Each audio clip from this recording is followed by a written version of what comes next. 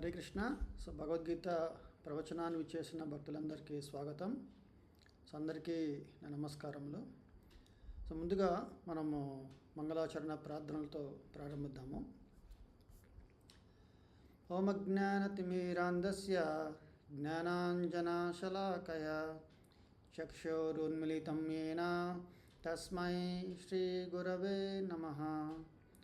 శ్రీచైతన్యమనోభీష్టం స్థాపితం యేన భూతలే స్వయం రూపా కదా మహ్యం దదాతి స్వపదాంతికం. నమావం విష్ణుపాదాయ కృష్ణప్రేష్ఠాయ భూతలే శ్రీమతే భక్తివేదాంత స్వామినితి నామినే. నమస్తే సారస్వతే దేవే గౌరవాణి ప్రచారిణే నిర్విశేష శూన్యవాది పాశ్చాత్యదేశతారిణే. జయ శ్రీ కృష్ణ చైతన్య ప్రభో నిత్యానంద శ్రీ అద్వైత గదాధర శ్రీవాసాది గౌరభక్తవృంద. హరే కృష్ణ కృష్ణ కృష్ణ హరే హరే హరే రామ రామ రామ హరే హరే. మూకం కరోతి వాచాలం పంగుం లంఘయతే గిరిం యత్కృపాతమహం వందే శ్రీగురుం దీనతారణం పరమానందమాధవం శ్రీచైతన్యమీశ్వరం. హరి ఓం తత్సత్.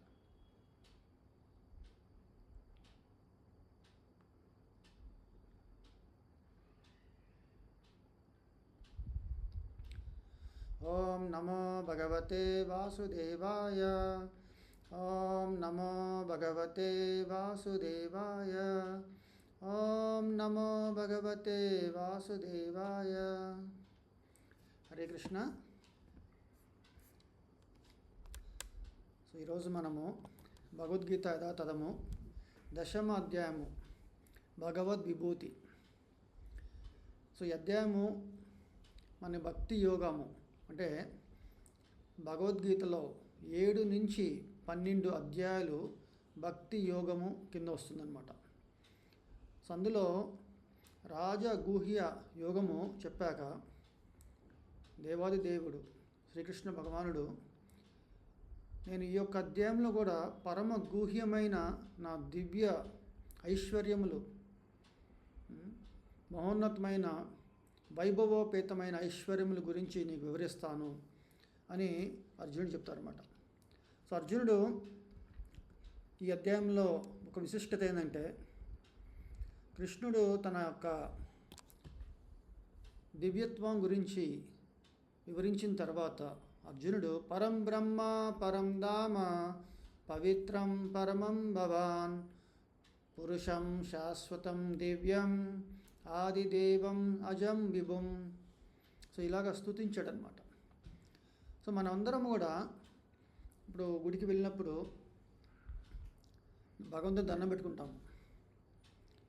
మరి భగవత్ యొక్క స్వరూపాన్ని మనము అర్థం చేసుకోవాలి కదా, అది ముఖ్యమైనది.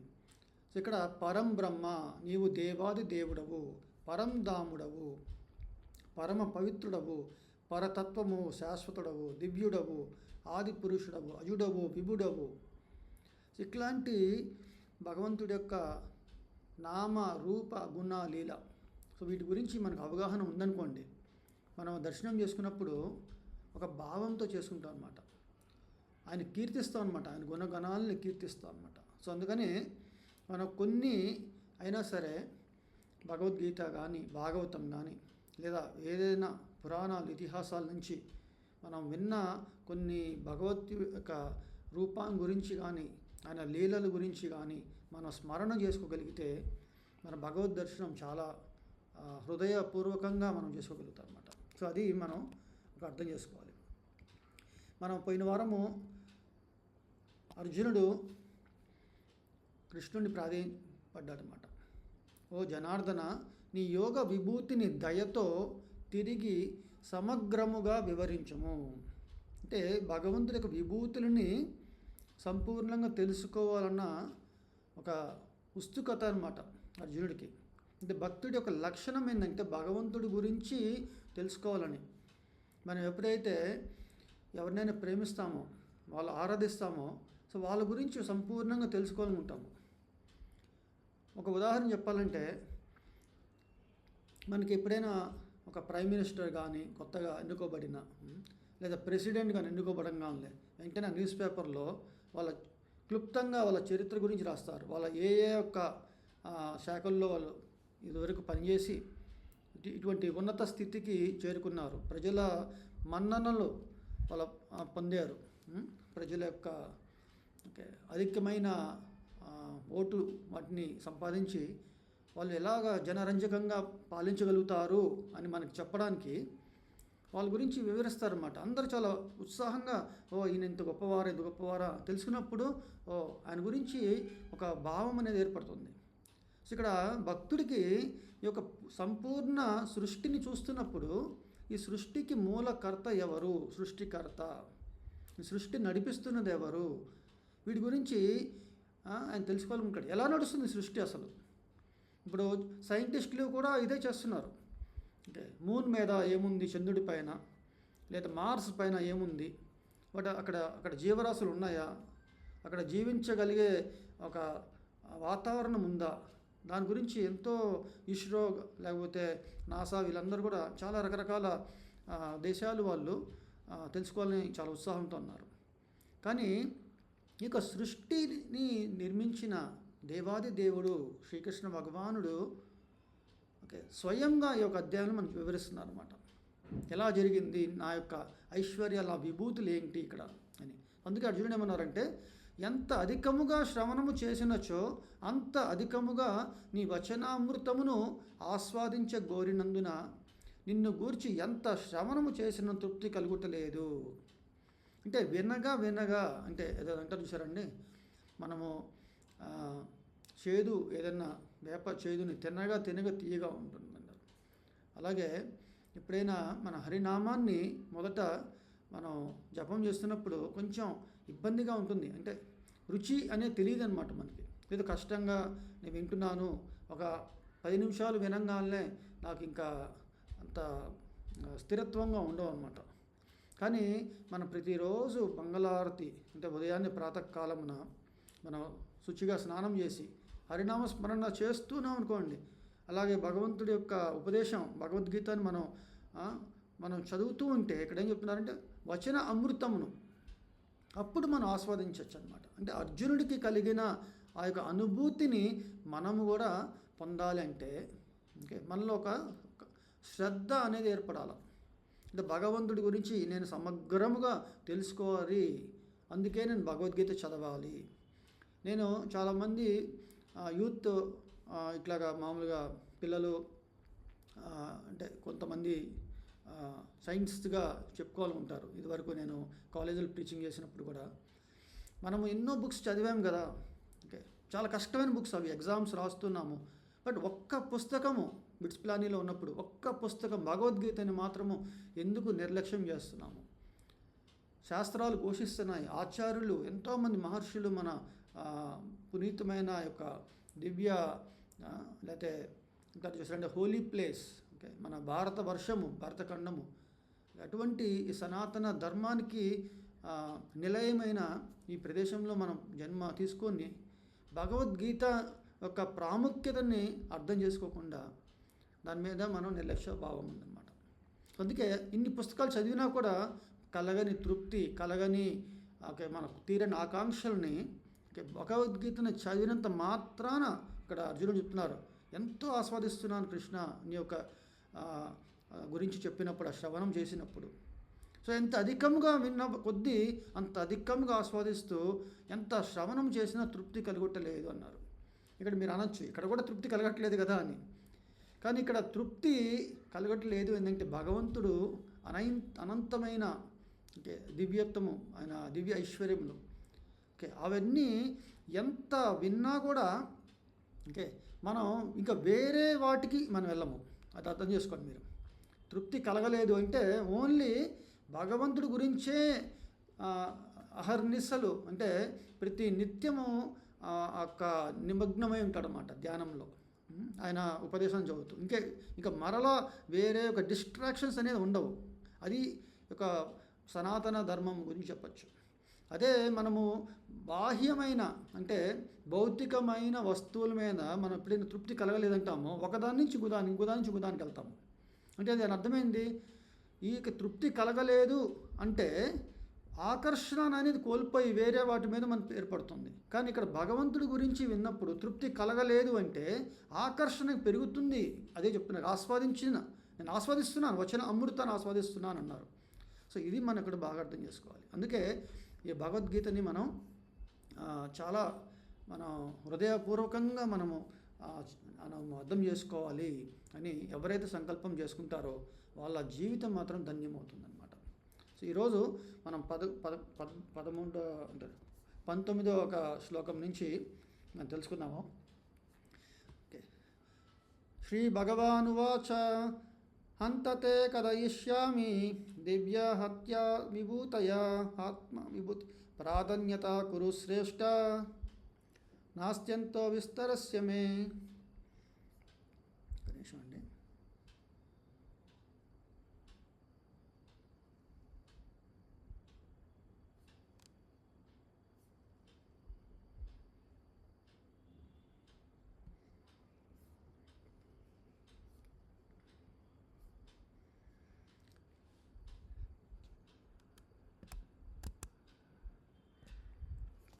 శ్రీ కృష్ణ భగవానుడు ఇట్లు పలికెను, సరియే, నా వైభవోపేతమైన సృష్టి విస్తారములను గూర్చి నీకు తెలియజేసేదను. కానీ ఓ అర్జున, నా విభూతి అనంతమైనందున కేవలము వానిలో ప్రధానమైన వాణిని మాత్రమే నీకు తెలుపుదుము అన్నారన్నమాట.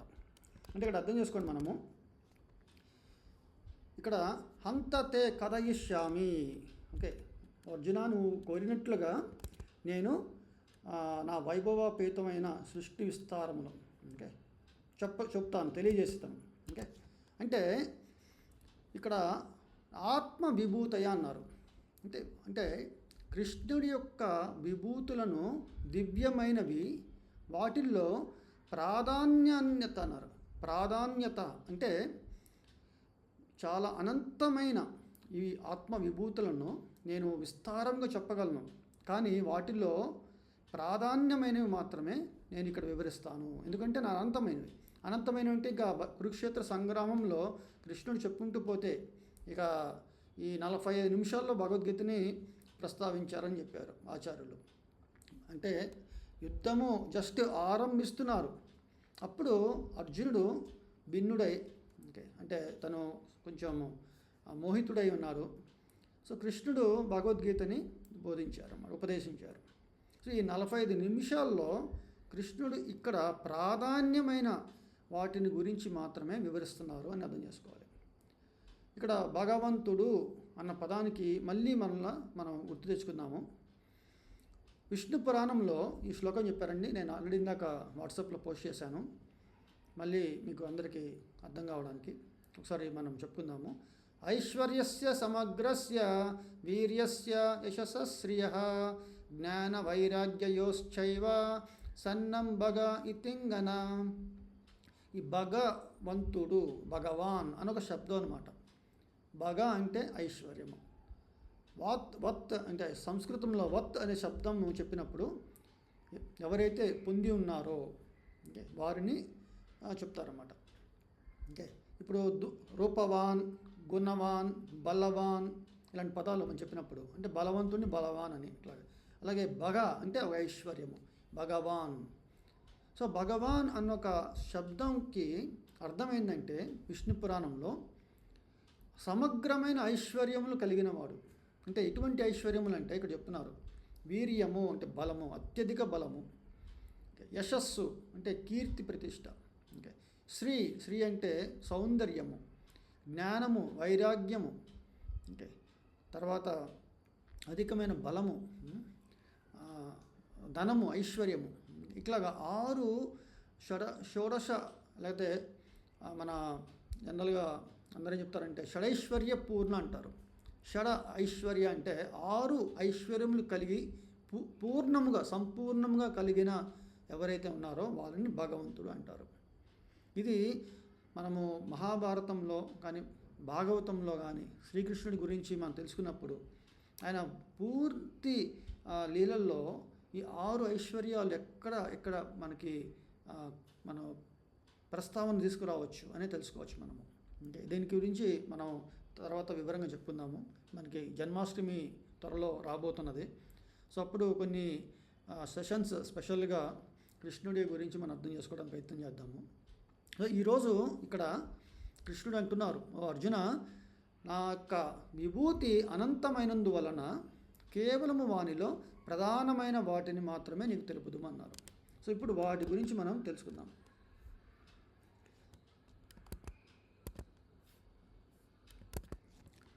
అహమాత్మ గూఢాకేశ సర్వభూతాశయ స్థితః అహమాదిశ్చ మధ్యం చ భూతానామంత ఏవ చ. ఓ అర్జున, నేను సర్వజీవ హృదయములందు నెలకొని ఉన్నట్టి పరమాత్మను, సర్వజీవులకు ఆదియు మధ్యమును అంతమును నేనే అయి ఉన్నాను. ఇక్కడ సంపూర్ణమైన ఒక అవగాహన కలిగిస్తున్నారు. భగవంతుడిని అర్థం చేసుకోవడానికి 3 దశలు ఉన్నాయని చెప్పారు. ప్రభుపాదుల వారు చాలా చక్కగా వివరించారు. ఇప్పుడు మనం ఒక కొండని చూసామనుకోండి, 3 దశల్లో చూడొచ్చు. ఎట్లా అంటే, నేను చాలా దూరంలో ఉన్నా, మనం అప్పుడప్పుడు బస్సులో ట్రైన్లో వెళ్తున్నప్పుడు ఎక్కడో దూరంగా కొండ అంటే ఒక మబ్బు కమ్మినట్టుగా దూరం నుంచి కనబడుతూ ఉంటుంది, అదొక దశ. కొంచెం దగ్గరికి వెళ్ళినప్పుడు ఆ కొండ యొక్క రూపము, అంటే కొండ ఎట్లా ఉంది ఆకారము, ఆ కొండ గ్రీన్గా పచ్చగా లేకపోతే ఏదో ఒక కలర్ కనబడుతుంటుంది. ఇంకొంచెం దగ్గరికి వెళ్ళిన తర్వాత, అంటే మనకి బస్సులో ఇంకొంచెం దగ్గరికి వెళ్ళిన తర్వాత అక్కడ చిన్న చిన్న ఇల్లులు కనబడుతూ ఉంటాయి అన్నమాట. అంటే ఇట్లా 3 దశలు. ఫస్ట్ దశను వచ్చి ఇంకొక ఉదాహరణతో సూర్య రశ్మితో పోల్చారు. 2వ దశ సూర్య గ్రహము గురించి పోల్చారు. 3వ దశ సూర్య భగవానుడి గురించి పోల్చారు. ఇంకా మన భాగవతంలో వేదాంత సూత్రంలో బ్రహ్మజ్యోతి అనేది ఒక దశ. ఇంకా భగవంతుడు సంపూర్ణ బ్రహ్మజ్యోతి, జ్యోతి ఆకారంలో అంటే సర్వాంతర్యామి అని చెప్పుకోవచ్చు. అది ఒక దశ. 2వ దశ వచ్చి సర్వభూత గుహవాస అన్నారు. సర్వభూత అంటే అన్ని జీవరాశుల్లో, గుహ అంటే హృదయము, వాస అంటే నివసించు. ఇక్కడ కూడా చెప్పారు, సర్వజీవులలో నెలకొని ఉన్నట్టు హృదయములో, సర్వజీవ హృదయముల యందు నెలకొని ఉన్నట్టు పరమాత్మను అన్నారు. అంటే సర్వభూత గుహవాస అన్నారు అన్నమాట 2వ దశ. 3వ దశ ఏంటంటే భగవంతుడి యొక్క రూప లావణ్యములు అని గుణగణముల గురించి సంపూర్ణంగా అర్థం చేసుకోగలిగే దశ, అంటే భగవంతుడి యొక్క దశ. అంటే బ్రహ్మజ్యోతి, పరమాత్మ, ఇంకోటి భగవాన్. సో ఈ 3 మనం అర్థం చేసుకోగలిగితే అంటే అంతర్యామి చెప్పచ్చు. అందరి హృదయాల్లో నెలకొని భగవంతుడు మన యొక్క కోరికల్ని, మన పూర్వజన్మలో ఉన్న కోరికల్ని ఆధారంగా మనకు శరీరం అందజేస్తూ ప్రకృతి ద్వారా ఆయన మనకు ఒక బుద్ధిని ఆయన అందిస్తారన్నమాట. మొత్తం స్మృతి జ్ఞానం అపోహనం చ అన్నారు. అంటే భగవంతుడి నుంచే మనకి జ్ఞానం వస్తుంది. ఎలా మనము మన కార్యకలాపాలు చేసి, అంటే ఒక వేదానుసారంగా, వేదాలు నిర్దేశించిన విధానంగా ఎలా మనం నడుచుకోవాలి, మంచి ఏంటి చెడు ఏంటి అనే భగవంతుడు మనకి ఒక విచక్షణ కలిగిస్తారు. కానీ భగవంతుడి యొక్క ఆ హృదయం నుంచి స్పందించిన ఆ భావాన్ని మనం తెలుసుకోవాలంటే మనలో సత్వగుణం ప్రమాణమై ఉండాలి. అందుకే ఎవరైనా తమోగుణంలో ఉన్నారనుకోండి, ఎప్పుడు చూసి నిద్రపోతూ ఉంటారు. వాళ్ళు ఏమింటారండి, వాళ్ళు ఎప్పుడు ఏదో మూర్ఛ వచ్చినట్టుగా లేకపోతే మత్తుగా పడి ఉన్నారనుకోండి, వాళ్ళకి ఏం వినపడుతుంది? పక్కన ఉన్న మనమరిస్తేనే వినపడదు. ఇంకా హృదయంలో భగవంతుడు మంచి చెడు చెప్తే ఏమర్థం చేసుకుంటారు? ఇది మనం అర్థం చేసుకోవాలి. అంటే మనం ఎప్పుడు కూడా సత్వగుణంలో ఉంటే భగవంతుడిని దగ్గరగా మనం అర్థం చేసుకోగలుగుతాం మనం. అట్లాగే మన భక్తుల యొక్క సాంగత్యంలో సాధు సంగవులు అంటారు కదా, సాధు సాంగత్యము, అలా మనం ఎప్పుడైతే ఉన్నామో భగవద్ దర్శనం కలుగుతుందన్నమాట. ఎందుకంటే వాళ్ళల్లో హరినామ సంకీర్తన చేస్తారు, భగవత్ ప్రవచనాలు అంటే కృష్ణ కథ గురించి చెప్తారు. సో అట్లా మనం విన్నప్పుడు మనకు ఒక శ్లోకం తెలుస్తుంది. ఈశ్వర పరమ కృష్ణ సచ్చిదానంద విగ్రహ అనాదిరాదిర్ గోవింద సర్వకారణ కారణం ఇక్కడ సేమ్ అదే శ్లోకాన్ని ఓకే చెప్తున్నారు శ్రీకృష్ణ భగవానుడు. ఓకే, బ్రహ్మ సంహితలో బ్రహ్మదేవులు ఇట్లాగా స్తుతించారనమాట. అనాదిర్ ఆదిర్, ఎందుకంటే కృష్ణుడి మూలము, కృష్ణుడి నుంచి చతుర్వ్యూహ వాసుదేవ సంకర్షణ ప్రద్యుమ్న అనిరుద్ధ, అంటే ఫస్ట్ బలరాముడి నుంచి చతుర్వ్యూహము, తర్వాత నారాయణుడు, మళ్ళీ రెండో చతుర్వ్యూహము వాసుదేవ సంకర్షణ ప్రద్యుమ్న అనిరుద్ధ, తర్వాత మళ్ళీ మనకి శాస్త్రాలు చెప్తున్నారు మహావిష్ణు కారణోదక సాయి విష్ణు నుంచి బ్రహ్మాండాలు వస్తుంటాయి అన్నమాట. ఆ బ్రహ్మాండంలో ఒక్కొక్క బ్రహ్మాండంలో మళ్ళీ గర్భోదక సాయి విష్ణు, ఓకే, ఆ గర్భోదక సాయి విష్ణు ఓకే ఆ నాభి నుంచి ఓకే పద్మము వికసించి ఆ పద్మం పైన బ్రహ్మ సృష్టి వస్తుందన్నమాట.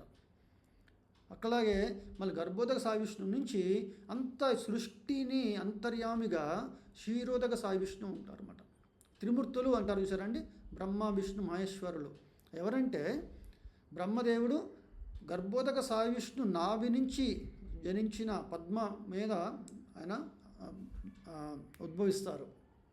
అక్కడ బ్రహ్మదేవుల నుంచి అంటే శివుడు వస్తారన్నమాట.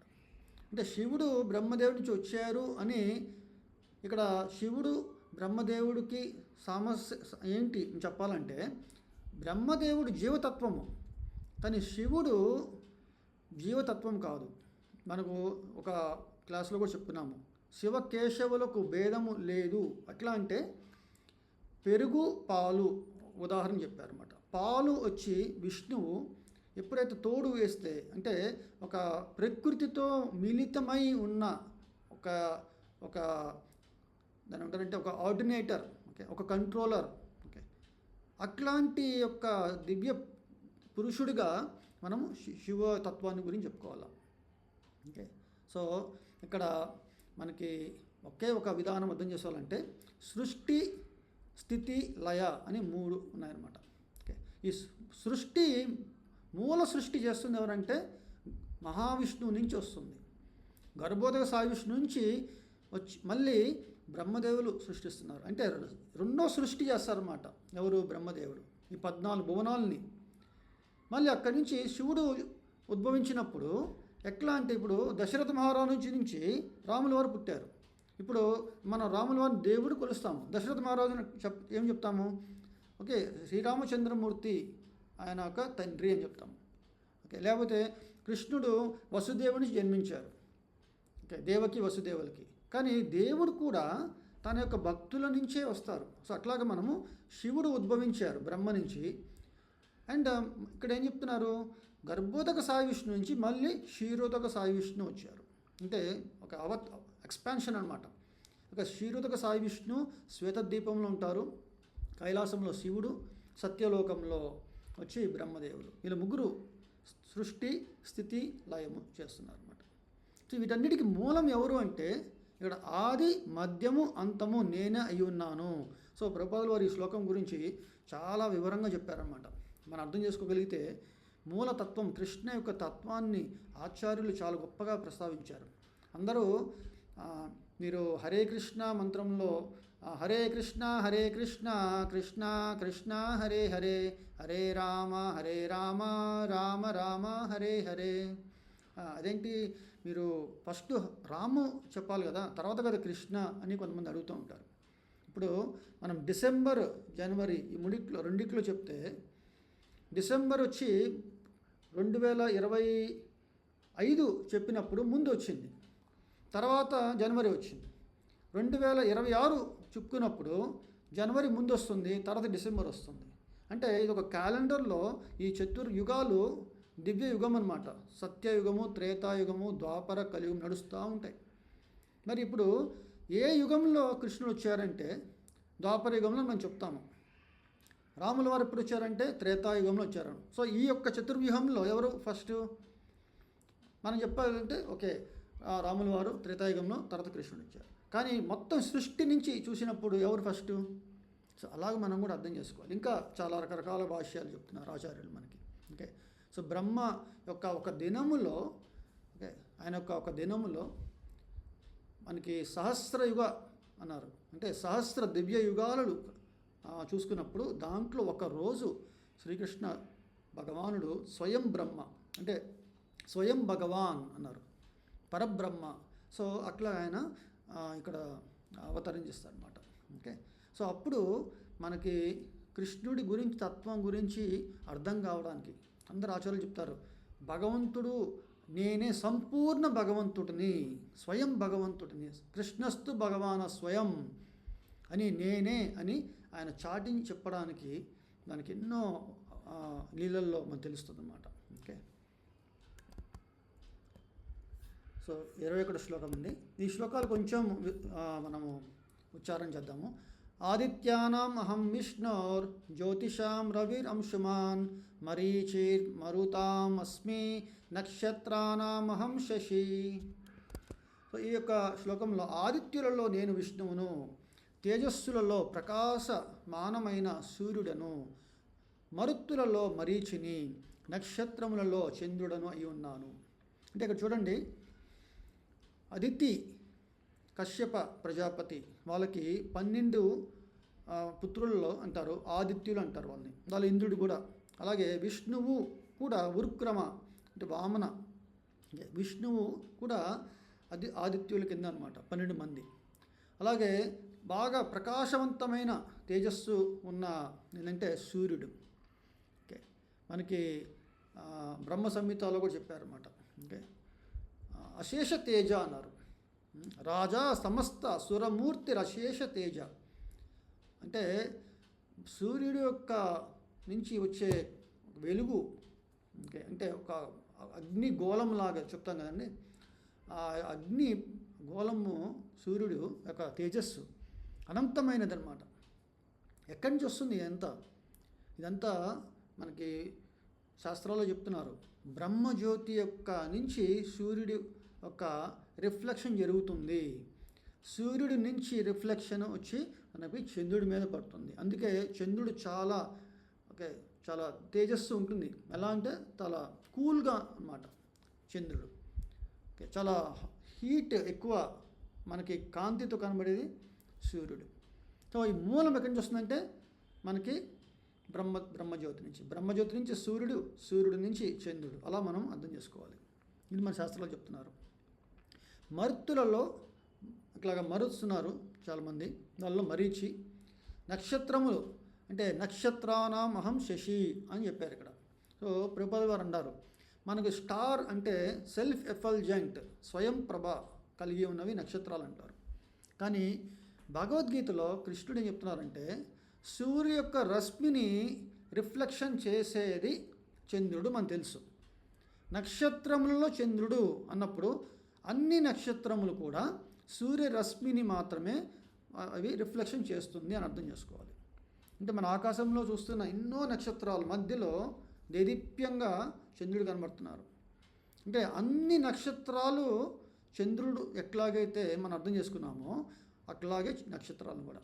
ఓకే, అంటే ఈ యొక్క బ్రహ్మాండంలో దేదీప్యంగా అంటే తేజస్సులతో ప్రకాశమానమైన ఎవరంటే సూర్యుడు ఒక్కడే. అదే అర్థం చేసుకోవాలి మనకి. ఓకే, 22వ శ్లోకము.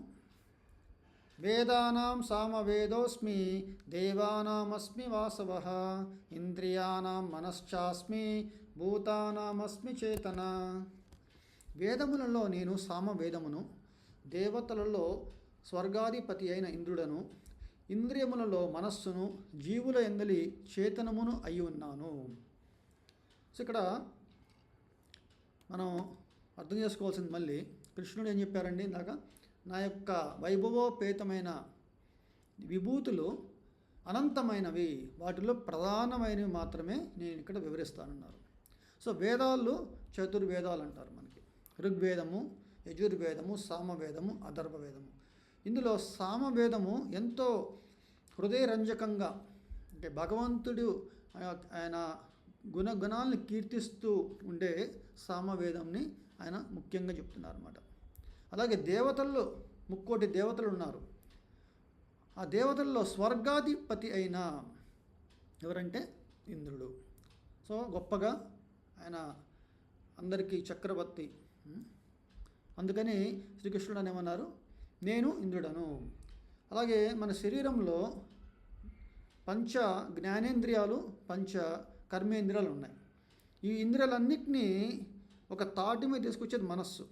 అందుకే మన మైండ్ అంటే మెంటల్లీ రికార్డెడ్ కాదు చూసారండి, అంటే మనస్సు చలించినప్పుడు మన ఇంద్రియాలు కూడా మన అదుపులో ఉండవు. అందుకే మనకి ఎలా ఉదాహరణ చేశారంటే ఒక రథము, ఆ రథంని పూంచిన 5 గుర్రాలు అనుకోండి. 5 గుర్రాలని కళ్ళెము పట్టుకొని ఎవరైతే ఉంటుందో ఆ కళ్ళెముని రోప్, వాటిని మనస్సు అని చెప్పారు. సో ఇంద్రియాలని నిగ్రహించాలంటే మన మనస్సుని నిగ్రహించాలి. మనస్సు నిగ్రహించాలంటే మనస్సుని ఎప్పుడు కూడా భగవద్ధ్యానంలో మనం ఉండాలి, అంటే హరినామ స్మరణ చేయాలి. అందుకే కలియుగంలో హరేర్నామ హరేర్నామ హరేర్నామైవ కేవలం అన్నారు అన్నమాట. కలియుగంలో కలౌ నాస్తేవా నాస్తేవా నాస్తేవా గతిర్ అన్యత, నాస్తి ఏవ అంటే లేదు, ఇంకొకటి లేదు అని 3 సార్లు మన వ్యాఖ్యానించినప్పుడు దాని యొక్క ఒక విశిష్టత మనం అర్థం చేసుకోవాలి.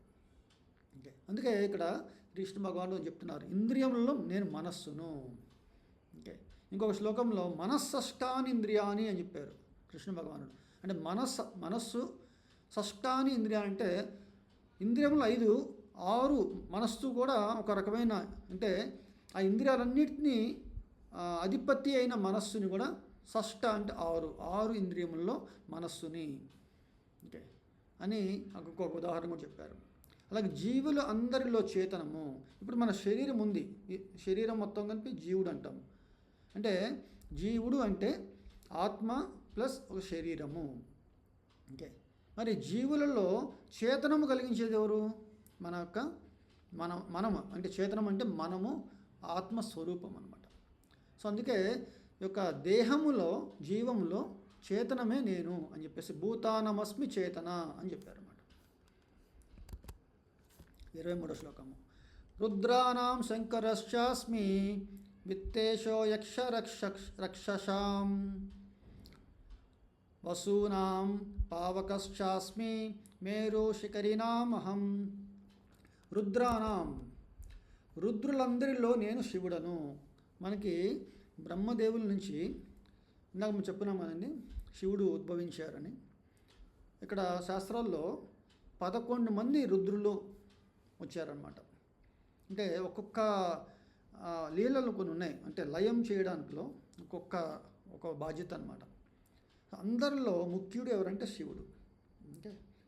సో ఇక్కడ ఏమన్నారంటే రుద్రులందరిలో నేను శివుడను. రుద్రానాం శంకరశ్చాస్మి. యక్ష రాక్షసుల్లో ధనాధిపతి అయిన కుబేరుడను. మనకి మహాభారతము రామాయణము మహాభారతం రెండిట్లో కూడా కుబేరుడు గురించి మనకి లోకపాలకుడు.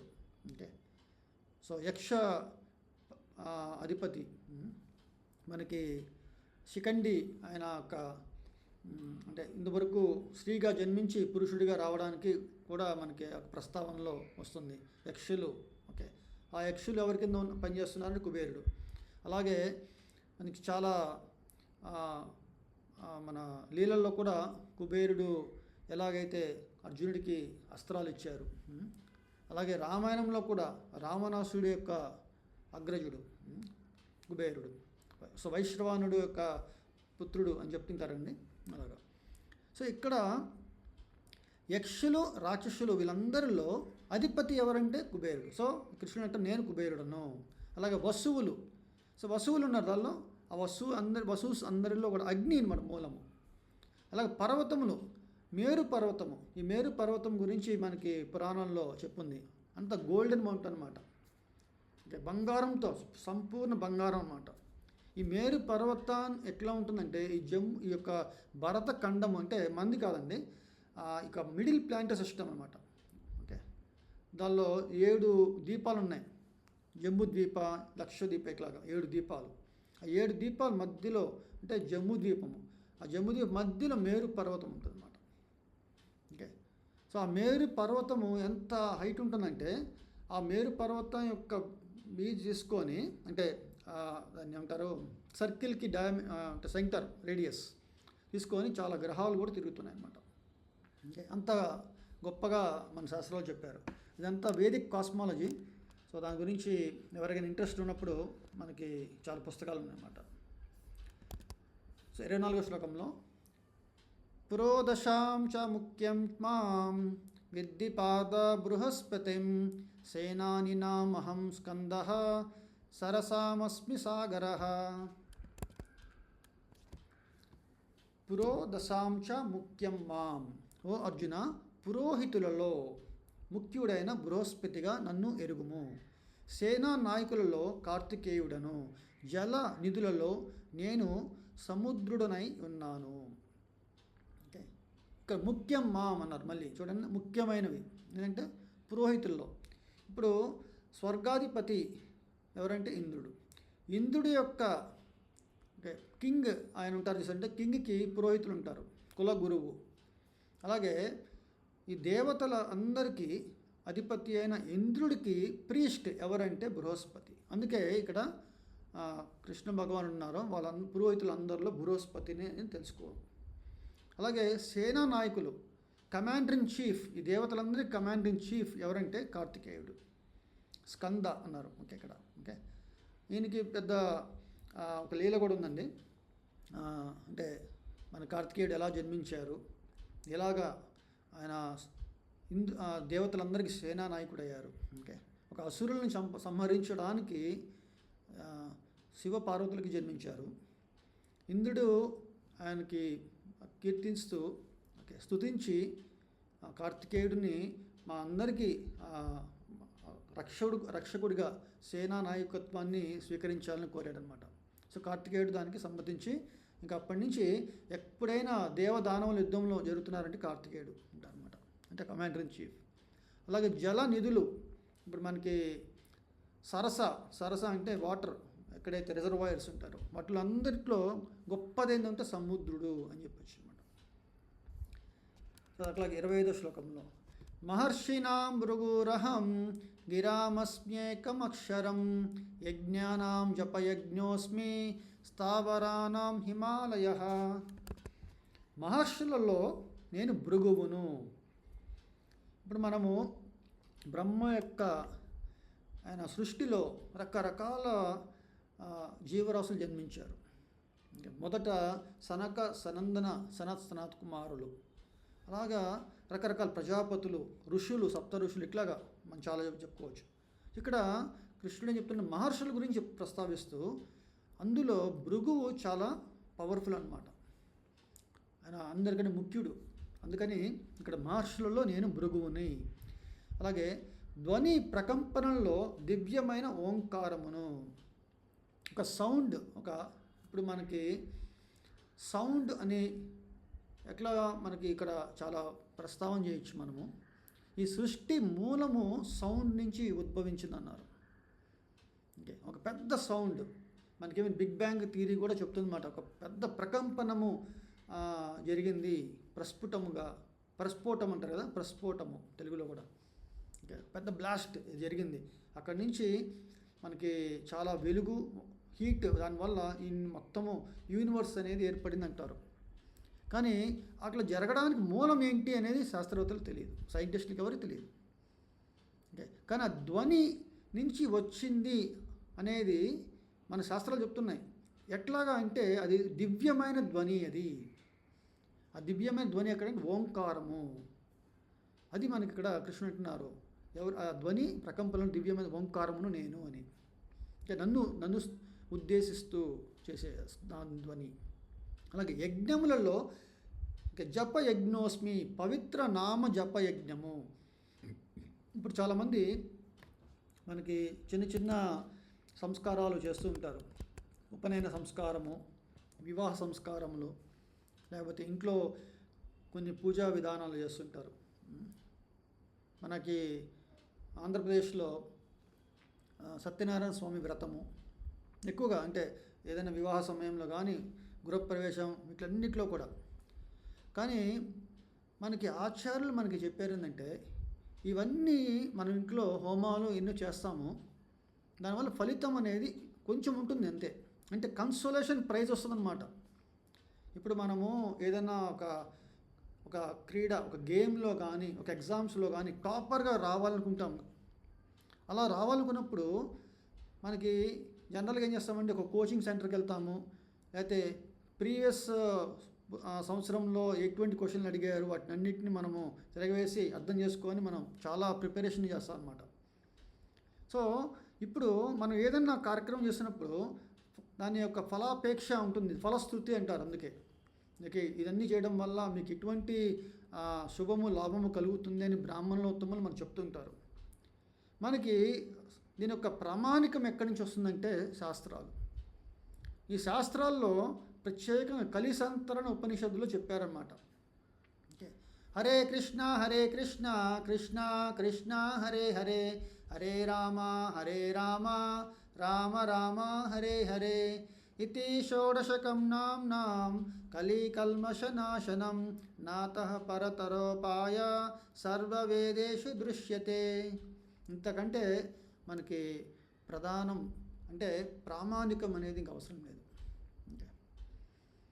ఇతి షోడశకం నామ్నాం, ఈ షోడశక నామాలతో కూడిన ఈ హరే కృష్ణ మంత్రము కలికల్మష నాశనం చేస్తుంది. నా అతః పరతరోపాయ, ఉత్తరోపాయ అంటే ఎటువంటి ఉపాయం లేదు. మనకి ఇంకో ఉపాయం కావాలంటే వాళ్ళని వీళ్ళు అడగక్కల్లా, సర్వ వేదాలను తిరగేసిన సర్వవేదేషు దృశ్యతే అని చెప్పారన్నమాట. అప్పుడు మనకి శ్రద్ధ అనేది ఏర్పడుతుంది. నేను ఇప్పటి వరకు నేను అవి ఇవి చేశాను, నాకు వచ్చింది కన్సోలేషన్ మార్క్సేనా, ఇది 35 మార్కులతో వచ్చిందా, నాకు డిస్టింక్షను 90 మార్కులు 100 మార్కులు సంపాదించాలంటే ఏదైనా కార్యక్రమంలో మన భక్తుల్ని పిలవాలన్నమాట ఇంటికి. ఓకే, భక్తులు ఒక అర్హత ఏంటంటే ప్రతిరోజు వాళ్ళు 16 మాలలు అంటే 2 గంటల సమయం కేటాయించి జపం చేస్తారు ఇస్కాన్లో ప్రత్యేకంగా. ఓకే, అలాగే చాలా వైష్ణవ సాంప్రదాయాలు ఉన్నాయి. సో వాటిని మనం ఆశ్రయించి మనం అర్థం చేసుకోవాలి వాళ్ళు ఎట్లా విధి విధానాలు నడిపిస్తున్నారు. అంటే ప్రతి దినము మన డిసిప్లిన్గా మనం సాధన చేయాలి. అంటే ప్రత్యేకంగా కలియుగంలో చెప్పింది హరినామ స్మరణ చేయాలి. అందుకే యజ్ఞములలో పవిత్ర నామ జప యజ్ఞము అని కృష్ణ భగవానికి చెప్పారు. ఎందుకంటే మిగతా ఏ యజ్ఞములైనా సరే ఫెయిల్ అయ్యే అవకాశం ఉందన్నమాట. మీకు అర్థం కావట్లేదు ఇక్కడ ఎందుకు ఫెయిల్ అవుతాయని. దానికి సంబంధించి రిఫరీ అనే ఒక చెప్పారన్నమాట. ఒక యజ్ఞం చేయాలంటే చాలామంది ఋషులు బ్రాహ్మణోత్తములు అవసరపడుతుంది. వీళ్ళందరూ చేసేదాల్లో ఎక్కడైనా తప్పు వాటిల్ని ఆ యజ్ఞ ఫలము రాకుండా పోతుందా అని చెప్పేసి ఒక రెఫరీ ఉంటారు. అన్నీ చూస్తుంటారు ప్రతి విషయాన్ని. ఎలాగైతే ఒక మ్యాచ్ ఆడుతున్నప్పుడు ఒక ఎంపైర్ రెఫరీ, థర్డ్ ఎంపైర్ ఉంటారో అట్లాగే సేమ్ ఇక్కడ కూడా.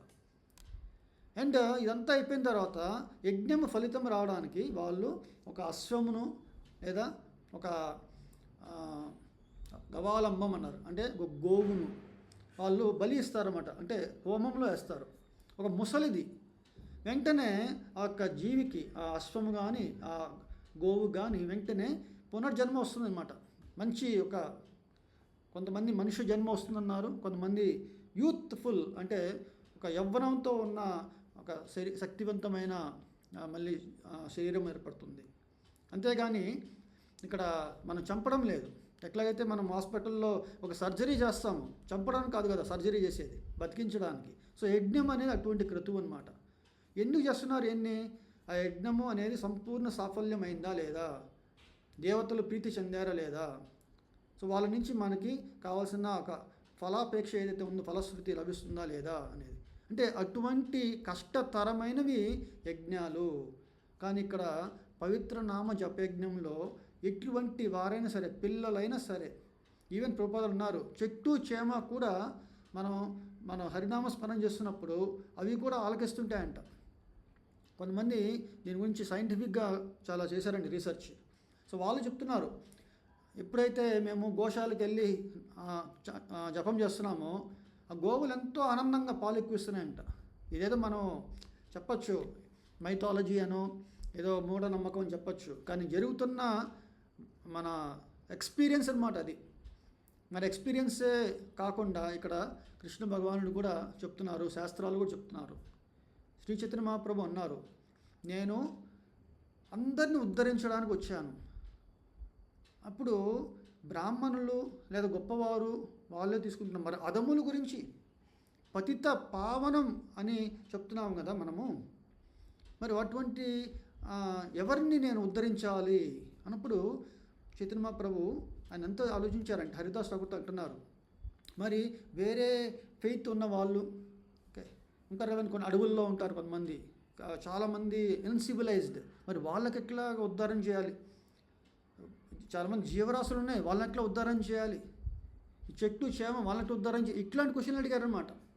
అప్పుడు హరిదాస్ ఠాకూర్ అంటారు, ఓ మహాప్రభు, ఇప్పుడైతే మీ భక్తులు చాలా బిగ్గరగా హరినామ స్మరణ చేస్తారో ఆ యొక్క ధ్వని ఎక్కువ వస్తుంది చూసారండి. అది ఎందుకు వస్తున్నాయి ఎక్కువ? అది ఆ చెట్టు చేమ విని మళ్ళీ మాట్లాడుతున్నాయి అన్నమాట. ఎలాగా? హరే కృష్ణ అంటే వాళ్ళు హరే కృష్ణ చెప్తున్నారు.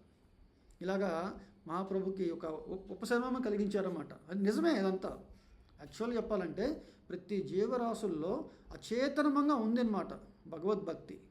ఆ యొక్క మేలుకొనబడానికి ఈ యొక్క పవిత్ర నామ జపాన్ని మనం చేయాలన్నమాట. అది చాలా ముఖ్యమైన విషయంగా చెప్తున్నాను ఇక్కడ. అలాగే స్థావరములలో హిమాలయము. స్థావరం అంటే ఇంకా కదలన్నది. మనకి ఇదివరకు కొండలు అన్నీ కూడా కదులుతూ ఉన్న కొండలు అన్నమాట, రెక్కలు ఉంటాయి. ఇంద్రుడు అన్ని ఒక కొండల్ని రెక్కల్ని విరిచేశారు. ఒక మైనా పర్వతాన్ని మాత్రము సాగరంలో దాక్కుందనమాట. మనం రామాయణం చదివినప్పుడు ఆ మైనాకుడు హనుమంతుల వారికి కాస్త సేద చేకూర్చడానికి కొంచెం పైకి వస్తారు, మీకు ఒక లీల కనబడుతుంది. సో హిమాలయాలు ఎగరవు అనమాట. సో అందుకని స్థావరంలో హిమాలయములు అయి ఉన్నానని చెప్పారు అన్నమాట ఇక్కడ. అలాగే 26వ శ్లోకము. అశ్వత్థ సర్వవృక్షాణం దేవర్షీణాం చ నారదః గంధర్వాణాం చిత్రరథః సిద్ధానాం కపిలో ముని.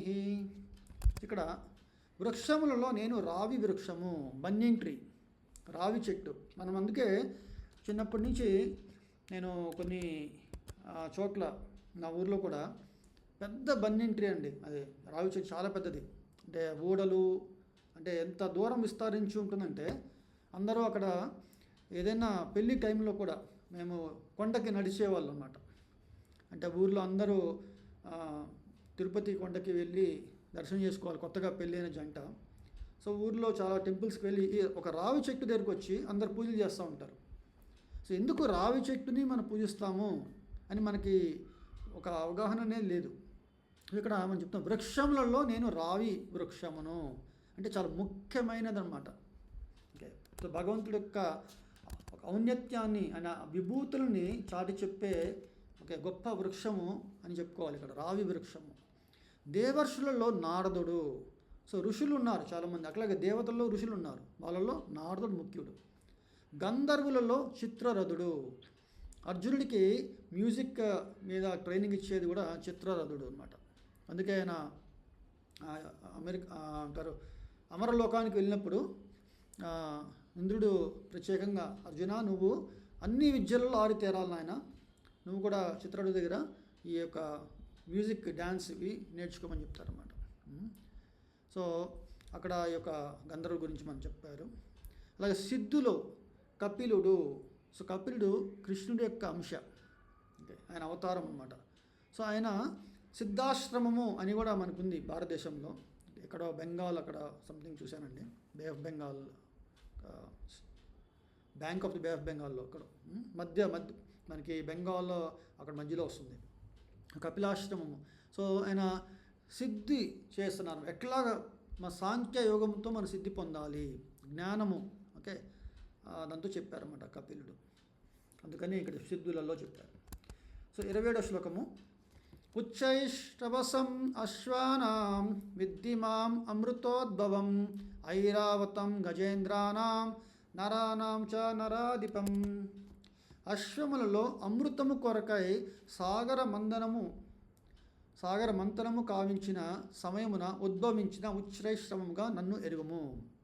గజరాజులలో నేను ఐరావతమును మరియు నరులలో రాజును అయి ఉన్నాను. ఇది మనకి చాలా చక్కగా అర్థం చేసుకోవచ్చు. క్షీరసాగర మంతనం చేసినప్పుడు చాలా వస్తువులు ఉద్భవించాయి. మనకి హాలాహలం వచ్చింది, అట్లా అమృతం వచ్చింది. అలాగే అశ్వము, ఓకే, దాంట్లో ఉచ్చైశ్రవము వచ్చింది, ఐరావతం వచ్చింది.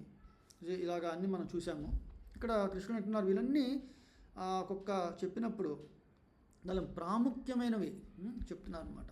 అలాగే నరదేవుడు అంటారు, నరాధిపం, నరులలో రాజు గొప్పవాడు, అందుకే నేను రాజును అని చెప్పారు ఇక్కడ. అలాగే 28వ శ్లోకము,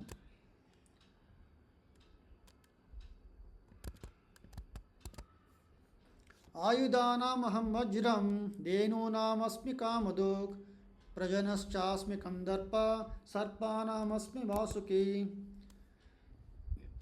ఆయుధంలో నేను వజ్రాయుధమును, గోవులలో సురభి అను కామధేనువును, ప్రజోత్పత్తి కారకులలో ప్రేమాది దేవత అయిన మన్మధుడను, సర్పములలో వాసుకిని అయి ఉన్నాను. సో ఇవన్నీ మనకి ఈజీగా అర్థమవుతుంది కదండి. సో వజ్రాయుధము ఇంద్రుడి యొక్క ఆయుధము మనకి తెలుసు. అలాగే గోవులలో కామధేనువు, మనకి చాలా చోట్ల లీలలు ఉన్నాయి. వశిష్ఠుడి దగ్గర కామధేనువు ఉంది, మనకి అట్లా విన్నాము. అలాగే రకరకాల చోట్ల కూడా బ్రహ్మ సంహితలో కూడా అలాగే మనకి చెప్పారన్నమాట, బ్రహ్మ సంహితలో. అలాగే ప్రజోత్పత్తి కారకులలో ప్రేమాది దేవత అయిన మన్మధుడు. సో ఇక్కడ మనం ముఖ్యంగా అర్థం చేసుకొని సృష్టిని ఎట్లా నడిపిస్తుంది. ఓకే ఓకే స్త్రీ పురుష ప్రేమ మధ్యలో ఉన్న సంపర్కము, వాటి వల్ల ఎలాగ ప్రజోత్పత్తి జరుగుతుందో వాటిలో ముఖ్యమైన ఎవరంటే మన్మధుడు. అలాగే సర్పములు, సర్పెంట్స్, సో వీళ్ళల్లో వాసుకి. అట్లాగే అనంతశ్చాస్మి నాగానాం వరుణో యాదసామహం పితృణాం అర్యమా చాస్మి యమా సంయమతామహం. పెక్కు పడగలు కలగా అంటే చాలా చాలా అంటే సర్పాల్లో 2 రకాలు. సింగిల్ హుడ్ ఒకటే ఉంటుంది, లేదా పెక్కు పడగలు కలిగి ఉన్న నాగులలో అనంతుడను. ఇది డిఫరెన్స్ అనమాట, వాసుకి అనంతుడు డిఫరెన్స్. జలవాసులలో వరుణ దేవుడను, పితృదేవతలలో అర్యముడను, ధర్మ నిర్వాహకులలో మృత్యుదేవత అయిన యముడను అయి ఉన్నాను. ఓకే, ఇక్కడ మనకి చాలా క్లియర్గా ఉందండి. ఓకే, సో జలవాసులు అంటే అక్వాటిక్స్లో వరుణ దేవుడు ఉంటారు, మనం చూసాము రామాయణంలో కూడా వరుణ దేవుడు ఇట్లా. అట్లాగే పితృదేవతలలో అర్యముడు, ధర్మ నిర్వాహకులలో ధర్మాన్ని ఎట్లాగైతే ఆయన నిర్వహణ చేస్తున్నారు దాంట్లో మృత్యుదేవత అయిన యముడు. 30వ శ్లోకము, ప్రహ్లాదశ్చాస్మి దైత్యానాం కాళకలయతామహం మృగానాం చ మృగేంద్రోహం వైనతేయశ్చ పక్షిణాం. నేను దైత్యులలో భక్తుడనైన ప్రహ్లాదుడను, అనుచువారిలో కాలమును, మృగములలో సింహమును, పక్షులలో గరుత్మంతుడను అయి ఉన్నాను. ఇప్పుడు మనకి ఇందాక మనం చెప్పుకున్నాం కదండి, కశ్యప ప్రజాపతికి దితి అదితి అని 2 ఉన్నారన్నమాట, 2 భార్యలు. ఇంకా ఆయనకి చాలామంది భార్యలు ఉన్నారు. ముఖ్యంగా మనకి దైత్యులు దానవులు అంటారు. అలాగే ఇటు ఆదిత్యులు అంటారు.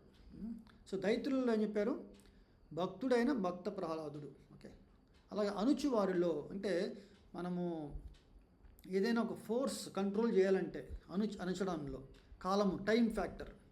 సో కాలము ఎంత అతీతమైనదంటే ఎటువంటి గొప్ప వ్యక్తి మనకి ఎంత శక్తి ఉన్నా లేకపోతే ఎన్ని మన సంపదలు ఉన్నా ఓకే కాలం పాటు అన్నీ క్షీణిస్తూ పోతుంది, అన్ని చేస్తుంది అన్నమాట.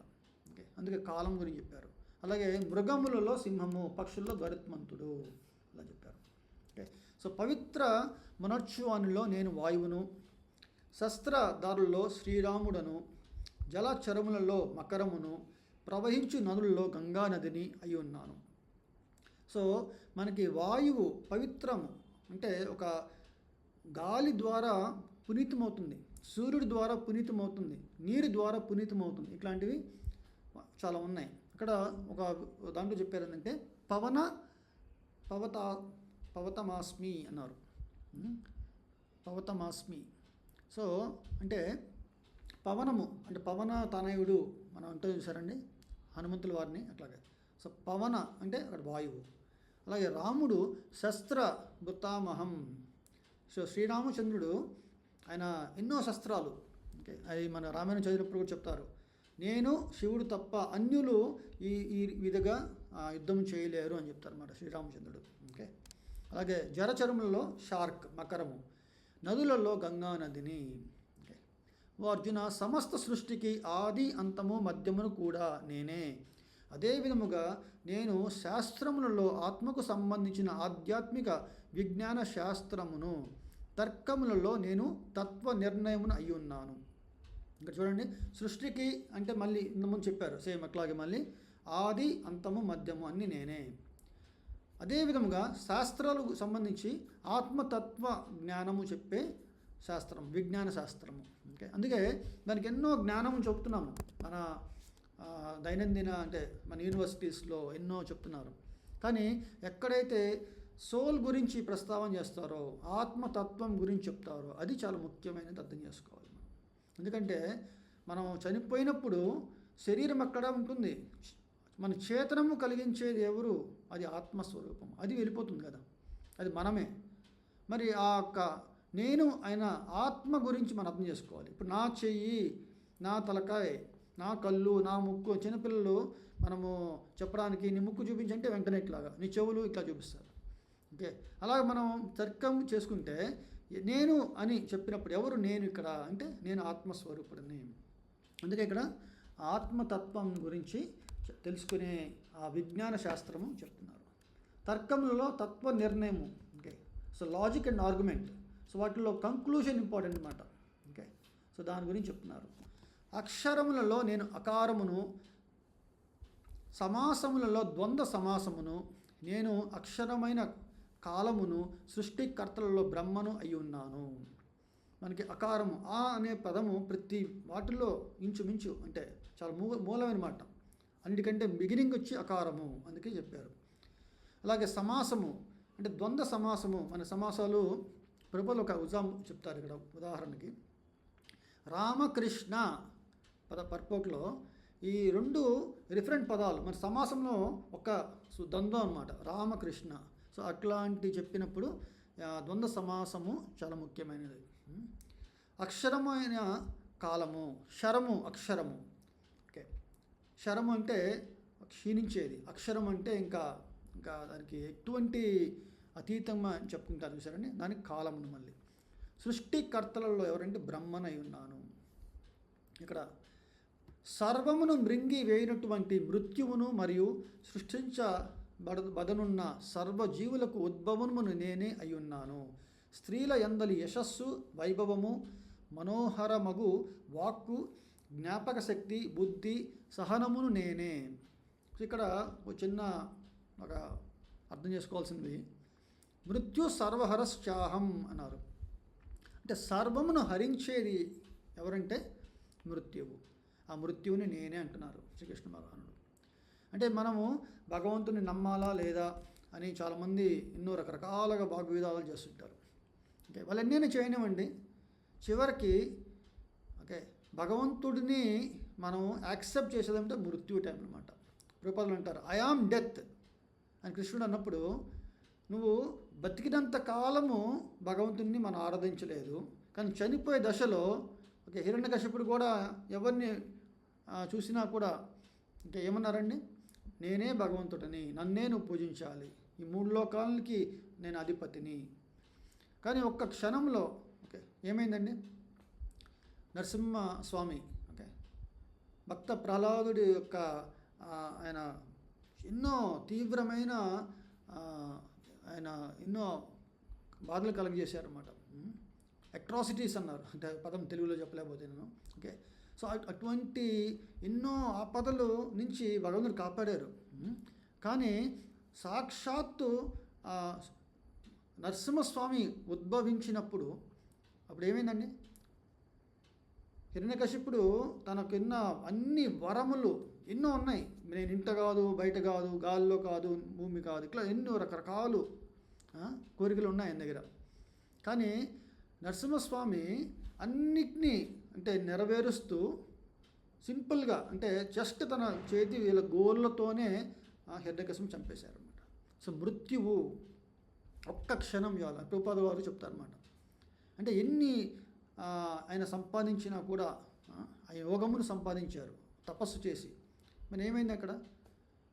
దేవుణ్ణి ధిక్కరించారు కాబట్టి ఆ దేవుడే మృత్యువుగా వచ్చి సర్వహరశ్చాహం అని అర్థం చేసుకోవాలి ఇక్కడ. అలాగే స్త్రీల యందలి యశస్సు అంటే ఫెమినైన్ క్వాలిటీస్ అని ప్రభుపాదులు ఉన్నారు ఇక్కడ. ఫెమినైన్ క్వాలిటీస్లో యశస్సు, వైభవము, మనోహరము అని వాక్కు ఉంటుంది. జ్ఞాపక శక్తి, బుద్ధి, సహనము, వీటన్నీ కూడా ఫెమినైన్ క్వాలిటీస్. సో వీటన్నిటి కూడా నేనే అని చెప్తున్నారు. సామవేద మంత్రములలో నేను బృహత్ సామమును. ఇంతకుముందు వేదంలో సామవేదం అన్నారు, అలాగే సామవేద మంత్రంలో బృహత్ సామము ఎంతో చాలా మెలోడియస్గా ఉంటుంది అని కొంతమంది చెప్పారు. అంటే ఎందుకు ఇక్కడ రాశారు ఇట్లాగా, శ్రీకృష్ణ భగవాన్ ఎందుకు ఇలా చెప్పారు అని సంబోధించినప్పుడు బృహత్ సామము చాలా బాగుంటుంది అన్నారు. కవిత ఛందస్సులలో గాయత్రిని, మాసములలో మార్గశీర్షము అంటే నవంబర్, డిసెంబరు. ఎందుకంటే ఆ టైంలో ఈవెన్ మనకి ప్రతిపాదులు వారు ఉన్నారు, ఇండియాలో ప్రత్యేకంగా పాడి పంటలన్నీ చక్కగా మనకి వ్యవసాయం నుంచి వచ్చి ఇంటికి తీసుకొస్తారన్నమాట. అన్నీ అంటే క్రాప్ అన్నీ. తర్వాత ఎన్నో కృష్ణ యొక్క లీలల్లో కూడా ప్రత్యేకంగా నవంబర్, డిసెంబర్లో మనం అందుకే కార్తీకం తర్వాత అన్నీ మనం జరుపుకుంటాం అన్నమాట చాలా లీలలు. అందుకే ఇక్కడ మాసంలో స్ప్రింగ్ అనమాట, స్ప్రింగ్ సీజన్. అలాగే ఋతువులలో వసంత ఋతువును అయి ఉన్నాను అని చెప్పారన్నమాట. అలాగే మోసములలో నేను జూదమును.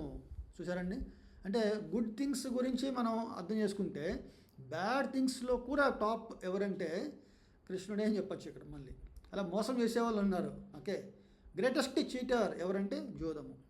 ఓకే, జూదముని నేను. తేజస్సు గలవారిలో తేజస్సును, అలాగనే జయమును, సాహసమును, బలవంతుల్లో బలమును నేనే. ఇలా చెప్తున్నారు అన్నమాట. వృష్ణి వంశస్థులలో నేను వాసుదేవుడను, పాండవులలో అర్జునుడను, మునులలో వ్యాసుడను, ఆలోచన పరులైన గొప్ప కవులలో ఓకే ఉషనుడను అగుదను అన్నారన్నమాట. అంటే వృష్ణి వంశస్థులు. సో వృష్ణి యాదవ వంశస్థుల్లో ఎవరంటే కృష్ణుడే, వాసుదేవుడు. ఓకే, అలాగే పాండవులలో ఎవరంటే అర్జునుడు. ముఖ్యుడు అయిన ఎవరంటే అర్జునుడు కదా. ఓకే, అందరి పాండవుల్లో కూడా అంటే ధర్మరాజు అంటారు, మేమందరం కూడా అర్జునుడి యొక్క శక్తిని, అంటే భీముడు కూడా గొప్పవారే, ధర్మరాజు గొప్పవారే, కానీ అర్జునుడు యొక్క శక్తిని నమ్ముకొనే మేము ఈ రణరంగంలో సిద్ధపడి ఉన్నాము. అంటే ఎప్పుడంటే కామ్యవనంలో ఉన్నప్పుడు అర్జునుడు తపస్సు చేయడానికి పంపిస్తారన్నమాట. సో అర్జునుడి ఎడబాటుని సహించలేక అప్పుడు కొన్ని మాటలు చెప్పారు. అంటే అక్కడ అందరికంటే అర్జునుడే గొప్పవాడని ఇంకోటి ఏంటంటే నరనారాయణులు అని మనం చెప్పుకున్నప్పుడు నరుడు వచ్చి అర్జునుడు, నారాయణుడు వచ్చి ఓకే వాసుదేవుడిగా ఆయన అవతారం తీసుకున్నారు. అట్లా కూడా ఇక్కడ అర్థం చేసుకోవాలి. సో మునులలో వ్యాస భగవానుడు. అలాగే ఆలోచన పరులైన వారిలో ఉషానుడు అంటే ఆయన మన రాక్షసుల కుల గురువు అయిన శుక్రాచార్యుడు అనమాట. సో ఆయన చాలా తెలివిగలవారు అనమాట. సో అది ఒక 5 నిమిషాలండి. ఈ యొక్క అధ్యాయం మనం లాస్ట్లో ఉన్నాము. చట్ట విరుద్ధత తను అనుచు సాధనంలో నేను శిక్షను.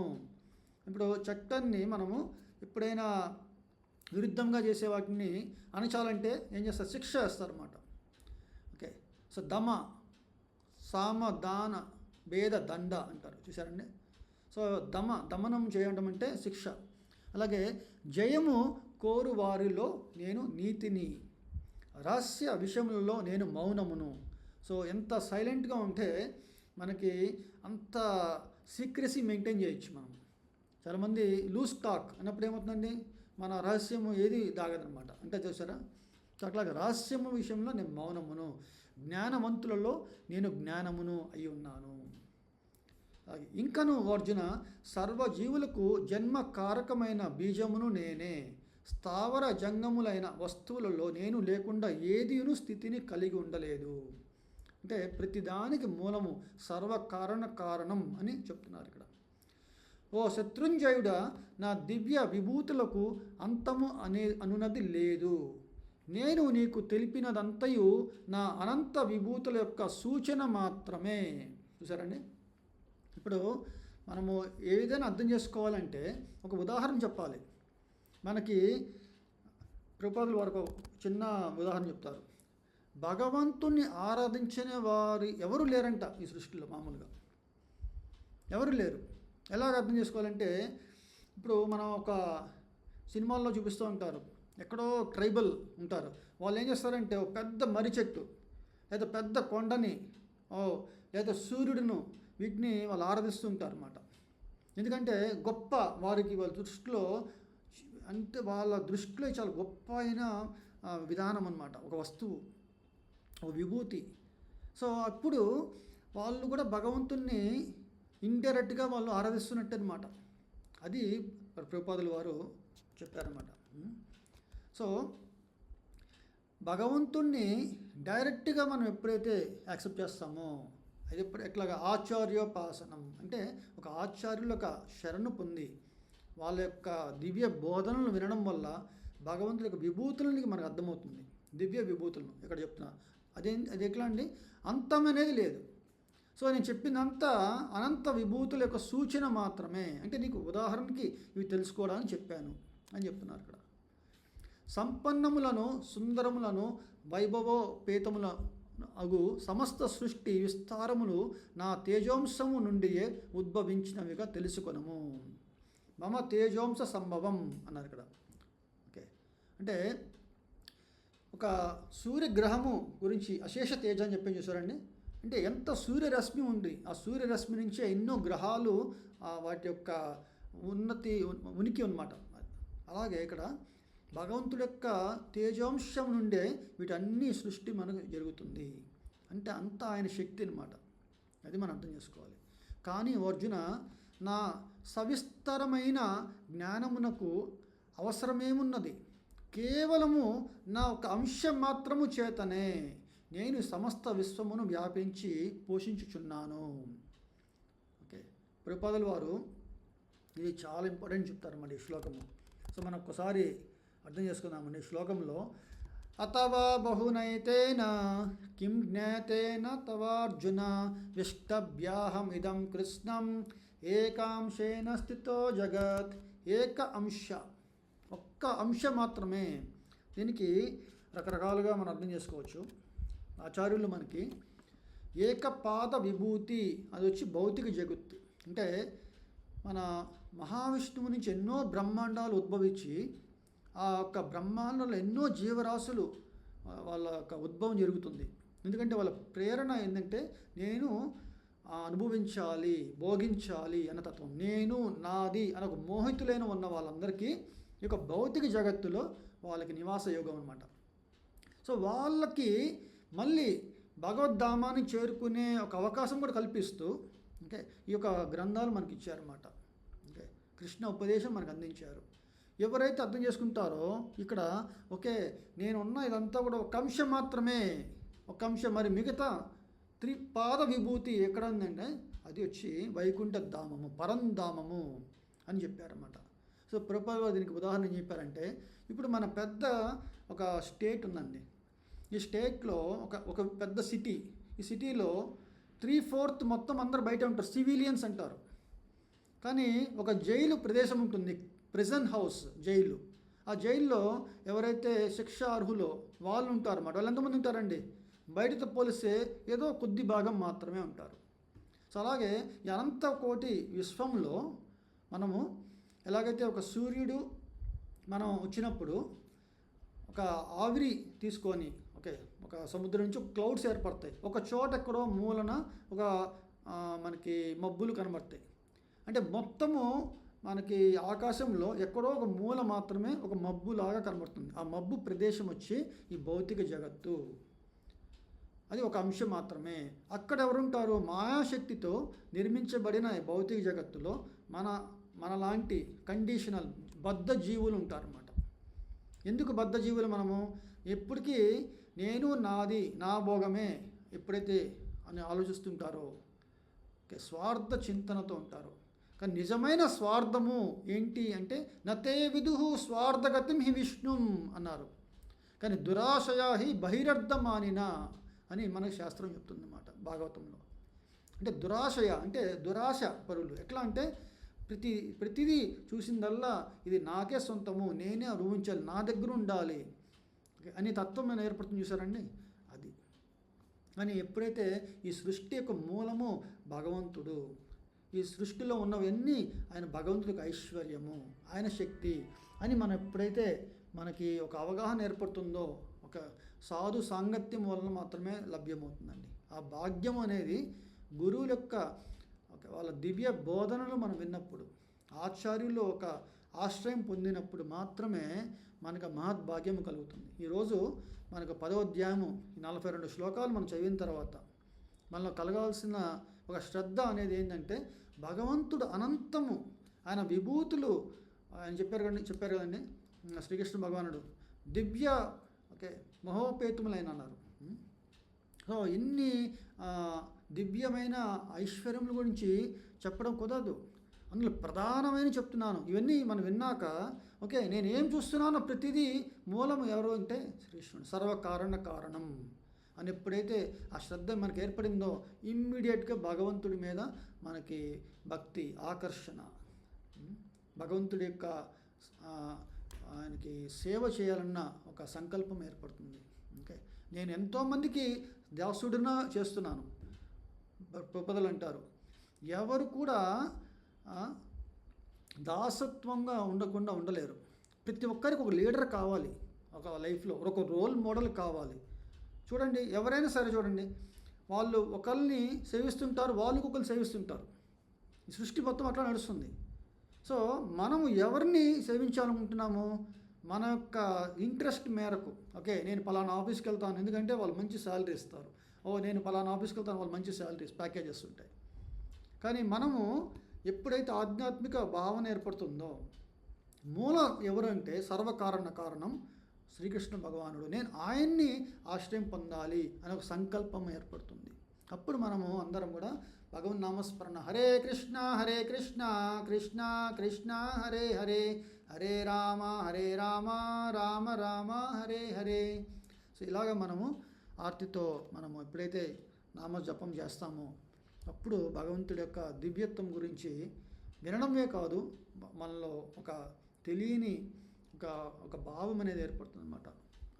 దీన్ని మనకి అచింత్యమైన ఒక భావం ఏర్పడుతుంది, అదే మనకి భక్తికి దారితీస్తుంది అనమాట. శ్రద్ధతో. హరే కృష్ణ. సో అందరికీ ఇంత శ్రద్ధగా విన్న 10 అధ్యాయాలు మనం విన్నాము.